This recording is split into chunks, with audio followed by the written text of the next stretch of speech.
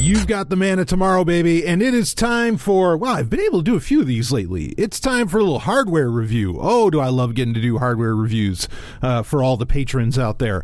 And this one's actually kind of special, even though you might think when you saw the title, you're like, wow, it's a ThinkPad. What's the big deal here? You know, well, I want to talk about this. And the reason is that this ThinkPad specifically, okay, or this model series has been a favorite of mine for a while. In fact, I remember years ago, some libertarians and, well, let's just say liberty-minded folk were interested in doing some real guerrilla podcasting. Like, how can I do podcasts on the absolute cheapest? How can I, you know, and lightest, like not only least expensive, but also lightest as in, you know, you carry the least amount of equipment.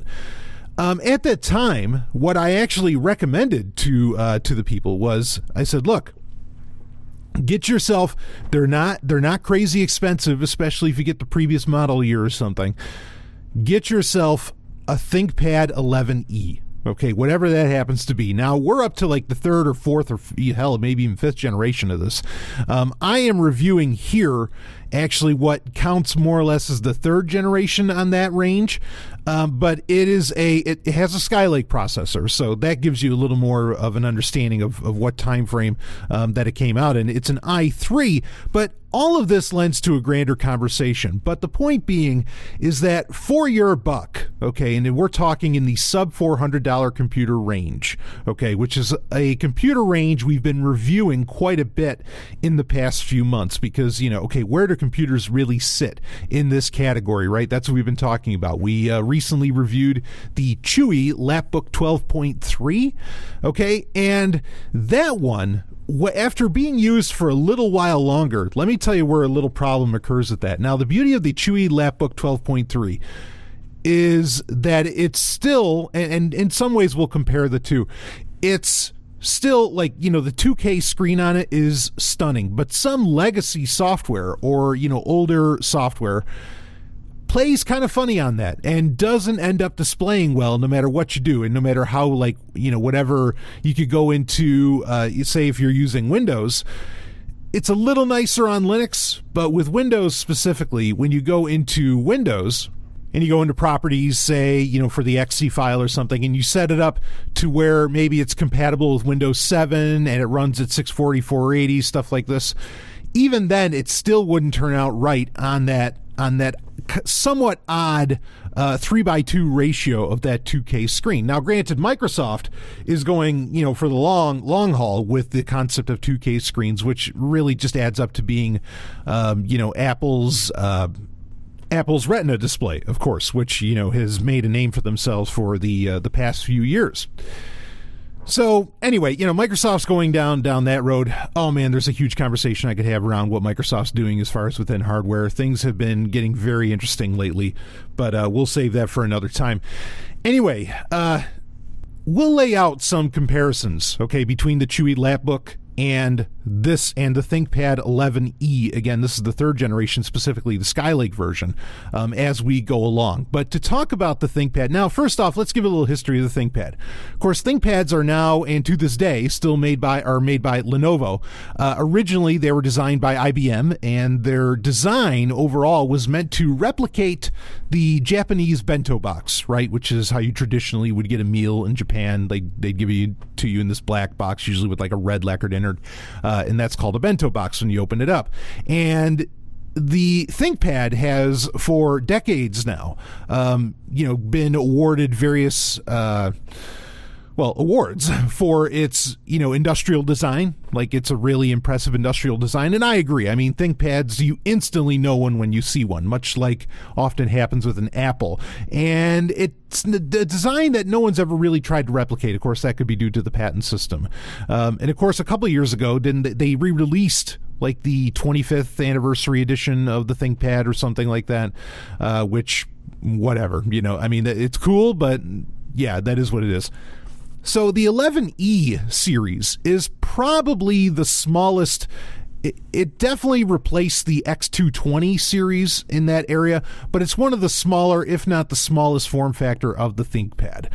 The X series, particularly like the X200 series, now the difference being is that back in the day when you had the X200s and the X220s and the T400s and all that, they actually more or less all had the same balls, right? They all had the same power, as to where the ThinkPad 11e is definitely designed to be more of a budget machine. It's a business machine or an education machine, and they're still made very tough, and the innards aren't bad at all, okay, and we'll go over those. But really, it's meant to be kind of the smaller machine. Now, ironically, particularly the 11e third generation, which I have here, the Skylake model, not the smallest computer on planet Earth. It has an 11.6-inch screen, which is the smallest standard that's out there, even though some have 10-inch screens, as far as, and it's not a netbook. But it's about the same size, ironically, as the X1 Carbon, right, which has pretty much a 14-inch screen. I mean, there's a lot of bezel on this baby. So you're not really getting the smallest computer ever, but you are admittedly getting you're getting a lot of ports on it. You're getting a very tough computer, and you're getting for the price, you're getting the cheapest ThinkPad out there. And of course, maybe one of the most important things to say about any ThinkPad is its keyboard. That is the absolute winner. When anybody thinks ThinkPad, or when they think two things, they think that they're tough. And I mean, now they're made of carbon fiber and everything, so fuck yeah, they are. But they think they're tough, and they think of that keyboard, and just how great that keyboard is. Not even so much the trackpad, though that's always usually a winner too. The ThinkPad 11e does have that award-winning keyboard. It does not have the keyboard nipple, and you all know what I'm talking about, which is fine. I don't exactly miss that. I mean, it's always nice when you have it. It's certainly faster to use than a trackpad or mouse, and it has great precision. But it does not have the keyboard nipple, just so you know. Also, it does have the trackpad, but it is missing. It doesn't have like the extra buttons that other ThinkPad laptops that are designed for business environments would generally include. Like usually there would be the two buttons, the left and right click at the top of the touchpad. These are not there either, even though there's kind of room for it. But you get the trackpad that's on it is very satisfying, especially when you consider next to the Chewy lapbook that we reviewed last. Again, which is kind of a competitor in this class, and certainly as far as Chewy's a small Chinese company, so and Lenovo is not a small Chinese company, but it's certainly the competition. I mean, any Chinese OEM, Chinese laptop or computer manufacturer is pretty much, other than Lenovo, is taking on Lenovo. I mean, they're just, because of the ThinkPad brand, they're owning ass as far as that goes. So the trackpad is far superior. That was the biggest problem with the Chewy lapbook. Not an issue with a comparatively priced laptop. Not the issue at all. This trackpad does very well. Never gets accidentally hit. The clicks are very satisfying. It's plastic, okay, but the clicks are very satisfying, and in the touch, all of those gesture features work beautifully on it. Something to keep in mind. I mean, in my opinion, ThinkPads are literally the greatest as far as what you can still buy today. Okay, they are the greatest computers ever made. My favorite computers fall down to, fall between the Commodore 64 and the Mac G4 Cube. But the ThinkPad, it would probably be number 3 in there. They really, even though they're not serious gaming machines, not really, still, just the design and everything, what you're getting. And of course, they're always, the architecture is at least fairly open, or the options are there to do that. And we're going to talk about that, to where you can run other operating systems on it besides Windows. And ThinkPads have famously been very, very good at running Linux, as soon as you put it on, because so many developers rely upon their ThinkPad. Okay, before there was actually a kind of a cottage market, okay, or a cottage industry for Linux laptops, pretty much anybody that was serious about Linux bought a ThinkPad. Seriously, that's just how it's been for decades now. So in my opinion, regardless of which model you end up getting, you're getting a great computer just because it's a ThinkPad. And despite any issues like Superfish and some other exploits that that's been pretty ugly on Lenovo's part, adware and other things, ThinkPads have always been spared that fate because I think Lenovo knows, look, if we ever fuck up the ThinkPad, we're done. Like, one of these like Chewy or one of these other little companies, one of these little upstarts is going to come out of nowhere and wipe us out. They completely rely upon that ThinkPad brand, okay? Because enterprises count on it, developers count on it, Linux users count on it, and, a lot of just everyday folk who aren't Mac users end up counting on it. We might have a conversation around Macs in an upcoming Sovereign Tech Prime episode that is really interesting based on a listener question that I want to get to. But the ThinkPad 11e, in fact, I'm not going to keep saying third generation or Skylake. I'm just going to call it the ThinkPad 11e. You get the point now, and link is in the show notes if you want to get your hands on one. The ThinkPad 11e, again, is weaker in comparison to its other ThinkPad brethren. No doubt about that, but then the price reflects that. However, while it's weaker in specs, it is certainly, like I said, not weaker in design. This thing feels tough as nails. Its hinges are full metal. It's largely plastic, but the hinges are metal. They feel great. It has a great solid feel. Nice little bit of heft to it, even though it's still a very light computer.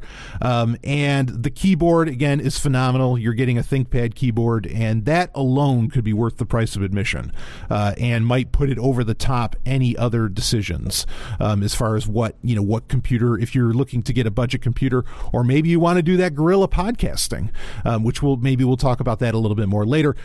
You really can't go wrong with this. Now, let's get into the first spec here, and the first spec is going to be the processor that we're going to talk about, and that it has an Intel i3. Okay, again, it's Skylake, so it's 6100U. It's just dual core running at 2.3 gigahertz. Okay, stock. It's again, not a quad core here, but let me tell you, all those Intel Atom processors or those Pentium Golds or whatever bullshit Microsoft's putting into their Surface Go or whatever. Not that I'm saying that that's necessarily a bad computer. Boy, so I was messing with that Chewy Lapbook for a while, and that had an N3450, which is technically an Intel quad-core processor, right? That can run up to like 2.6, even though normally, I think, or on normal running speed, it runs at like 1.1 or 1.2 gigahertz. As soon as you get into an i3, it's just a whole other world, even if it's Skylake. And that was one of the N3450, granted it's not the N4100, but the N3450 is a later processor than Skylake, right? Because that's Apollo Lake. Not to say that that's more advanced, but look, any i-series that you end up getting, you instantly feel the difference. Even though it's not quad core and it's just dual core, the ThinkPad 11e with the i3 in it just goes through tabs like butter. It's not an i7, sure, but or an i9 for that matter, now that we have to talk about those. But it just does the job. I could have a bunch of tabs open and it just keeps ticking. It keeps on going. It takes care of background tasks, if I'm encoding or doing some, sound work on a podcast, whatever it ends up being.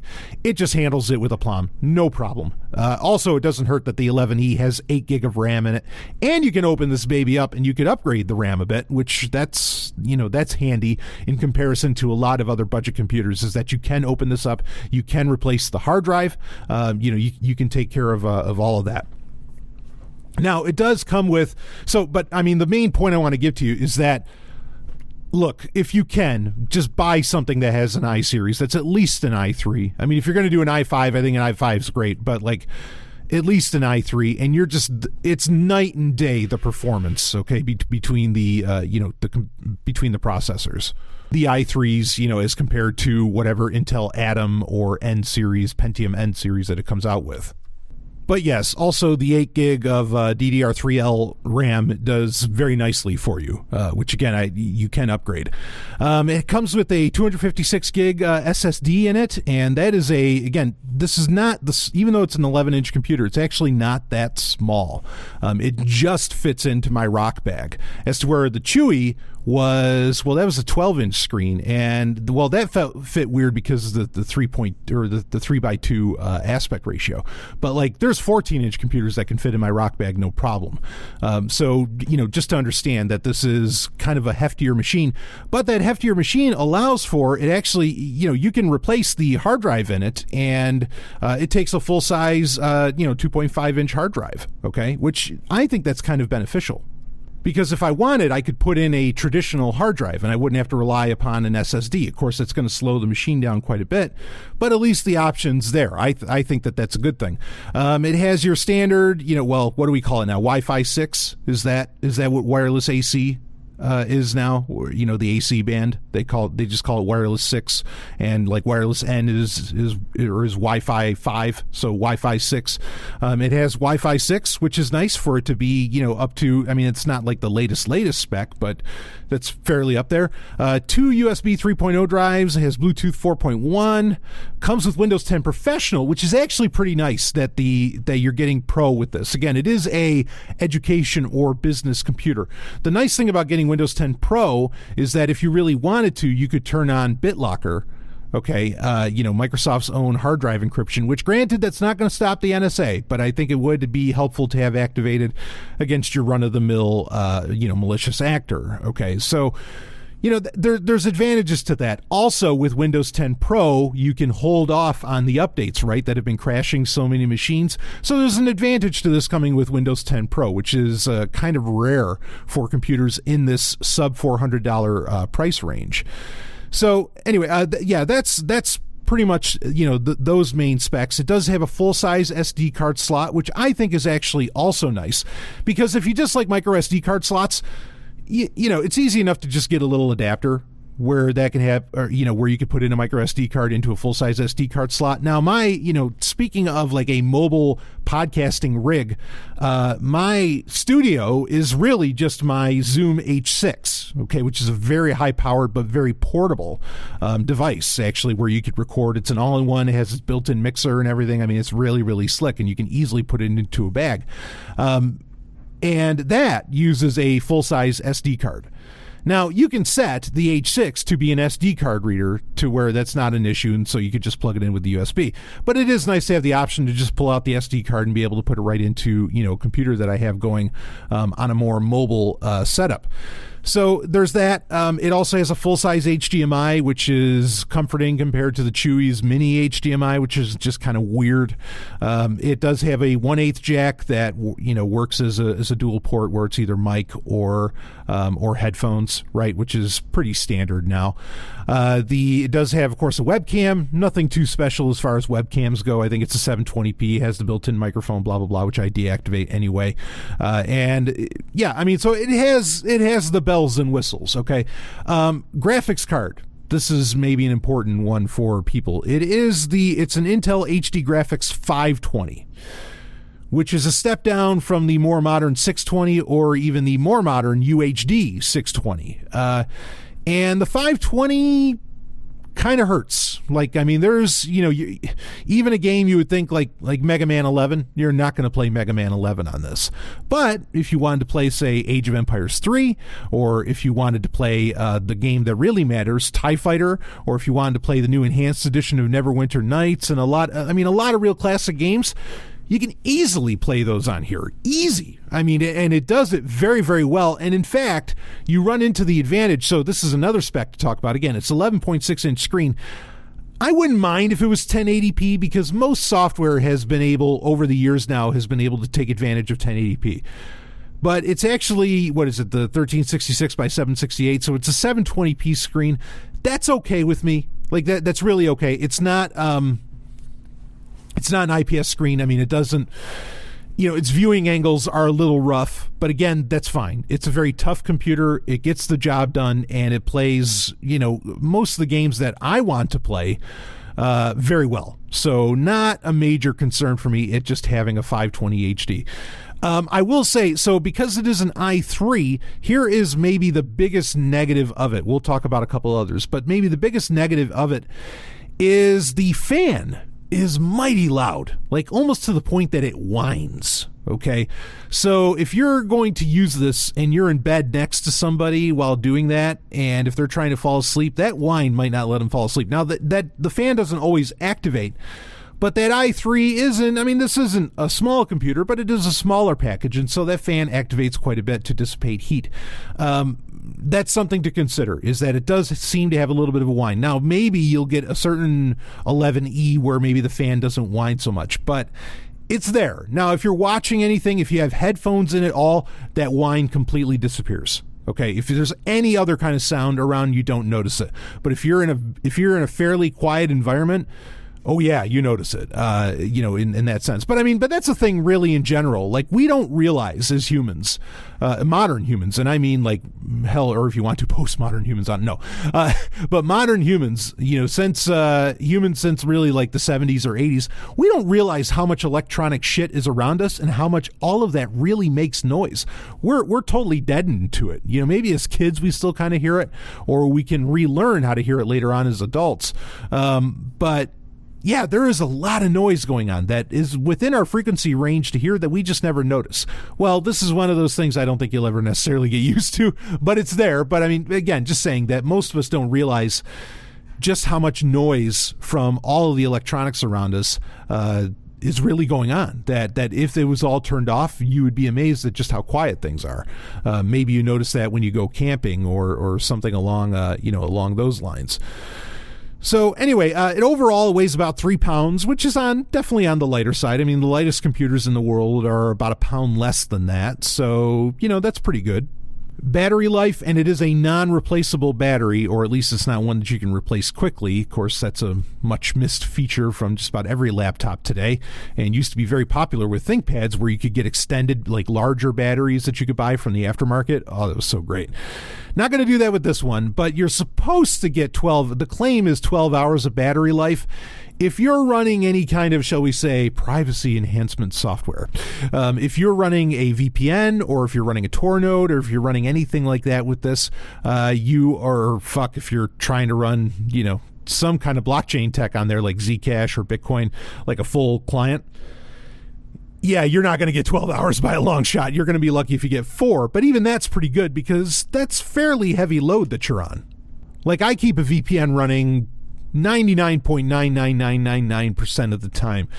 And I still can get about 6 hours with that. It depends on what you're doing and how many tabs you have open and so on. But the battery life, I'm not complaining. Like, I've never had a moment where whatever I was doing throughout the day that it has decided to quit on me. It really does just keep on going.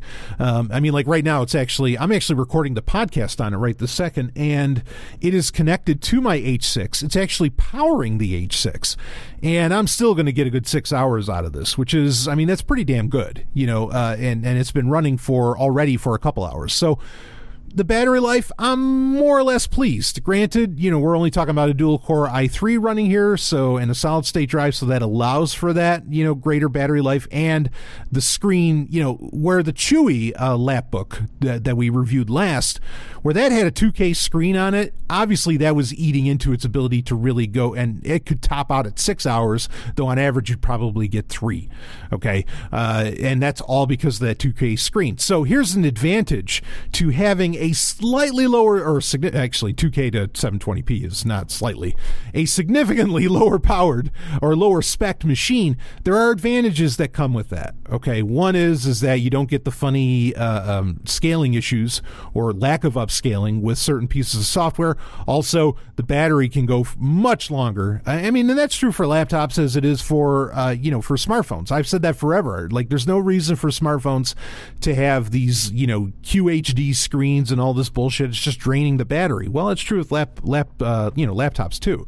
But again, I do wish it was 1080p, but whatever. 720p, good enough for me.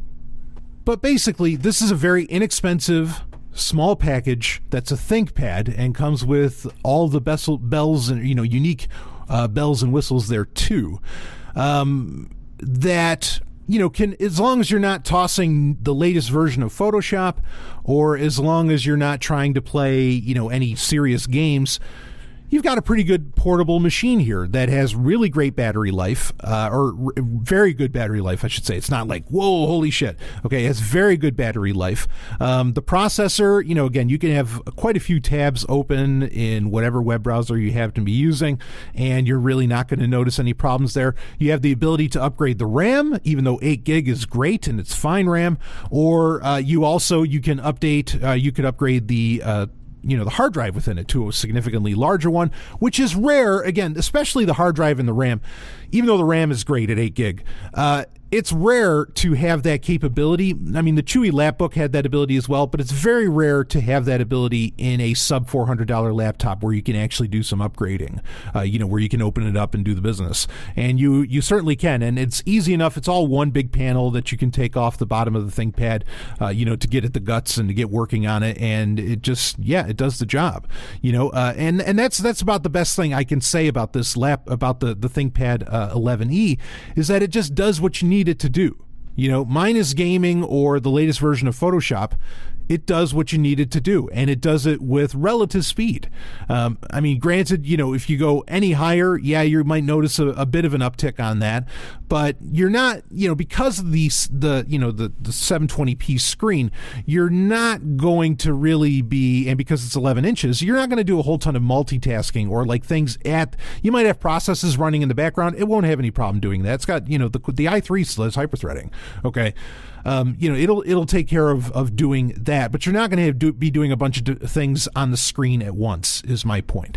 So you generally don't run into issues of where, you're seeing a slowdown. Okay. I mean, a later i5, a modern like Coffee Lake i5 or something will be able to do a lot more, especially in the background, a lot more all at once. Okay. But with this computer, it kind of lends itself to really only doing one thing at a time anyway.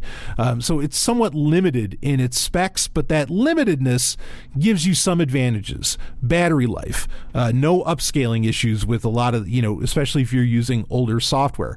And there's lots of older software that I still use to this day. There's various like MP3 programs, even some of like Amazon's older software, Send to Kindle, a bunch of others.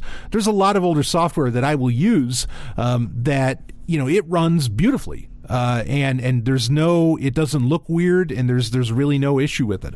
So I like that. Now, as often is the case with many computers, it makes a great Linux machine. Okay, if you want to just dump Windows 10, it makes a hell of a Linux machine. And it really does. And everything is instantly, you put Ubuntu on that, everything is instantly recognized right out of the box. No problem. You're going full speed. Okay, the other advantage here is that you can run, and I really think everybody should be doing this. Or we should get to a future, I think I mentioned this on the Sovereign Tech Prime episode, where the new director of the Tor project, she came out and said, or she basically was saying she thinks everybody should be using the Tor browser as their main web browser. Like we need to be using the internet in such a way that it's amenable to Tor. I don't disagree. I think that's a very laudable goal. I think it's a wonderful thing. I would even go a step further to say, now granted, if you want to do gaming and some other things, I get it that there's some, graphics work and some other stuff where this wouldn't, be the case. But I would love to live in a world where people are using Tails OS on the regular. Okay. Or, if we want to get into arguments, well, no, how about cubes, or what about, Redux or something? Sure. Okay, like it's same kind of the same argument. But Tails, which is the Tor operating system, effectively it's Linux, it's based on on Debian, but that the Tor project officially supports. I think it's a wonderful. You can only run it off of a flash drive, but you can get, like I have here. I have a Samsung 256 gig flash drive, okay, which has the same storage space as the 2.5-inch hard drive inside this ThinkPad 11e. But now you have to turn off Secure Boot, okay? Fortunately, at least, Lenovo lets you get into the BIOS, get into the UEFI and change things up enough to where you can install other operating systems. Not all computer manufacturers allow for that anymore. The nice thing with the Chewy Lapbook that we reviewed last was that they pretty much left all that wide open. They didn't pay any attention to that, and so you could boot up into whatever you wanted. And also, Chewy was making it a point that you could put other operating systems onto their Lapbook series. So, that's a selling point for them. It's sort of an open secret of a selling point for ThinkPads, okay? But you do have to do some configuring in the, in the UEFI to be able to make to be able to boot into Tails. But yeah, I could reboot this right now, not while I'm recording, but I could reboot this right now, and I could boot into a Tails operating system with a persistent partition on there that's taking advantage of 256 gig. Granted, I could use this flash drive with Tails installed on it on just about any computer, but it works really, really nicely on the ThinkPad 11e, and it runs pretty much as fast as Tails can possibly run. So again, that limited hardware, and since this is a little older and the secure boot still lets you get into where you can install other operating systems, that's very nice. So another great argument for using purchasing a slightly older machine. There's a new ThinkPad 11e. I think they're up to maybe the 4th or 5th generation now, where it'll run you about $600. And it has some advantages, but by and large, you're buying the same thing. So, getting this 3rd generation one, which I've linked to in the show notes, works just as well. But really, if you're wanting a machine, to say, do your more private work upon, and maybe with something where you'd want to run Tails OS on it, this is probably the best machine you can buy.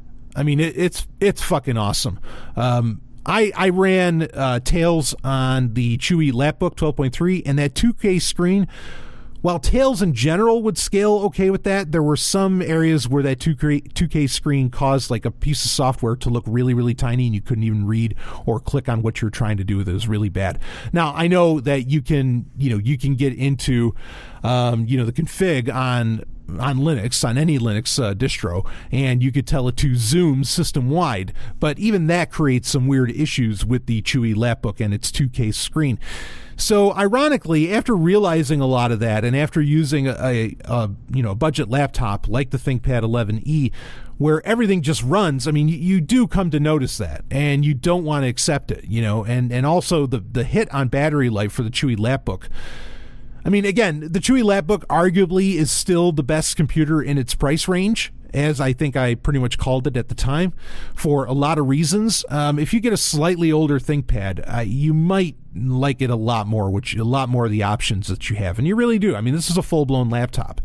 You can do upgrades on it. You can configure it in a lot of ways. The screen might be too small for some, but I don't know. Sometimes I like to look at I don't look at their screens. I don't necessarily want, unless I ask them, and sometimes they're kind enough to let me look. I really care about that. I don't see many people doing things on laptops where they even need a 1080p screen, or where they need a lot of the balls that that most modern laptops have. I rarely ever see that. Even when I go to Starbucks, and I have some, I can kind of just glance, say what people are up to. Nobody needs half of the power that they're all carrying. Most of them are carrying around MacBooks. They don't need any of the balls that those MacBooks have to be doing what they're doing. Come on, really. Microsoft Excel works just as well on this ThinkPad 11e as I'm sure it does on that latest MacBook Pro. You got it. You're kidding me. The spreadsheets. We really are. We are decades ahead of the days when, no, we need this thing to be able to do spreadsheets fast. So, fucking give me 128K of RAM, okay? And I said K. We're so far beyond those days. Give me a break. Now, that's fine. People can buy their computers for whatever the fuck they want, and they can do whatever they want with them, etc. But it all just kind of goes back to a broader point that I've made many times, that for what most people do with a computer, computers, honestly, from 10, 15, maybe even 20 years ago, are more than enough machine for what they need. Everything else is just a bunch of flash and flare that doesn't really mean anything and doesn't make anything more efficient, and it's just bullshit. So, but anyway, I know certainly there are plenty of people out there that do need a full-on X1 Carbon to get their business done, and I completely respect that. But for a lot of people, especially if you are wanting to do some kind of mobile setup, I think the ThinkPad 11e is a great option, especially if you want to do it on the cheap.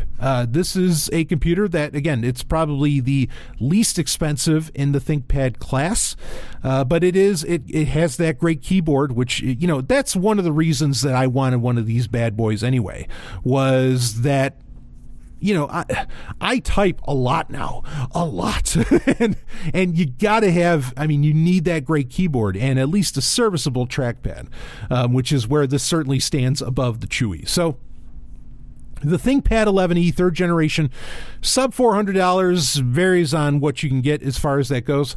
Maybe you can get it for significantly less than $300, perhaps. I can't recommend this computer enough. Again, you're not going to do any crazy gaming on it, and don't run the latest version of Photoshop. But otherwise, it really does it all. Even now, it's a 720p screen. I hook up a Blu-ray drive to it, and I put in a Blu-ray. Yes, I'm not taking advantage of the 1080p presentation of a Blu-ray. I understand that. But it runs CyberLink fine, and it plays the Blu-ray beautifully. Speaking of which, the speakers. This is another area where it blows the Chewy lapbook out of the water. The speakers on this, okay, they're not the greatest speakers in the world. Lenovo often comes with, I want to talk about this, but basically the speakers are much louder than the Chewy lapbook speakers, and you can actually get pretty good sound out of them, particularly for the reason that Lenovo puts their own software and their own software update solution and firmware update solution on their ThinkPads especially. It's called the Lenovo Vantage, as in like Advantage, but it's just Vantage. And in that, they have a lot of Dolby, software trickery, shall we say, with sound. And at certain points, it can actually turn out pretty good. Now, I usually turn all that off, but for the system speakers, not necessarily for your headphones, but for the system speakers, that does wonders for the sound of whatever you happen to be checking out. So, and I have watched a movie on this. I was rewatching Mission Impossible Fallout on it, and it was beautiful. It was great. So anyway, I think that it's really between the ThinkPad 11e and a Chewy lapbook as far as like what's the best sub $400 computer that you can get your hands on. But for me, as far as like being able to really, dive in, do upgrades, replace parts, that sort of thing, the ThinkPad 11e stands kind of head and shoulders above for me, as well as actually having that, again, I wouldn't mind if it was 1080p, but having the 720p screen, including the 16 by 9, even though when you get to 11 inches, again, you're not really going to multitask much, so it being widescreen and having the 16 by 9 ratios compared to the 3 by 2 ratio of the Chewy lapbook doesn't make that much of a difference.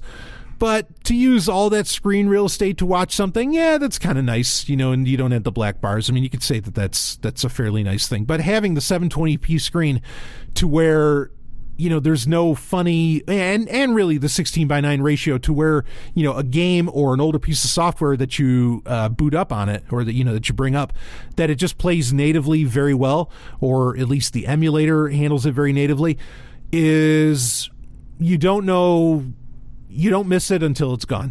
And it's really nice for all of that to work very well just out of the box with the ThinkPad 11e.